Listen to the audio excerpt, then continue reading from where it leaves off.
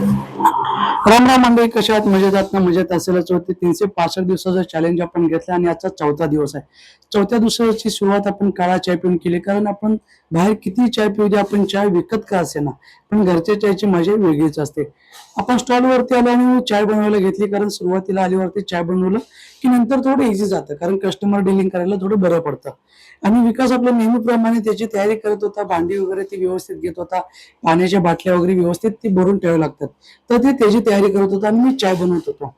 तर मग डोक्यामध्ये माझ्या विचार येत होता की आज पाऊस येईल की नाही, कारण कालचा एक दिवस असा होता की पूर्ण पावसाने धुमाकूळ घातला होता. तेवढ्यात विकास बोलतो पाऊस येऊ किंवा नाही येऊ, मला थोडंसं दूध पिऊ दे. म्हणजे ठीक आहे, गरम करा आणि पी. मस्त एन्जॉय करत होता आणि तेवढ्यात असं झालं की जे नको व्हायला होतं ते झालं, आणि पावसाने हजेरी लावली आणि पाऊस असायला लागला की मला लक्षात आलं की चला आता आज पुन्हा एकदा कालच्या सारखं होणार, पाणी आतमध्ये घुसणार. आणि बघता बघता पाऊस गेला, पण पाऊस गेला. परत मी विचार करायला लागलो की असं का होतंय, पाऊस येतोय पाऊस जातोय, पाऊस येतोय पाऊस जातोय. म्हणजे कसं असते माहितीये का, प्रत्येक दिवस हा आपला नसतो. कधी कधी एखादा दिवस असा असतोय जो कदाचित थोडासा वेगळा असू शकतो. तो आजचा दिवस होता. आणि संध्याकाळची वेळ झाली होती, दुकानावर बंद केलं, आम्ही घरी निघालो. आणि पाहू शकता किती पाणी आहे.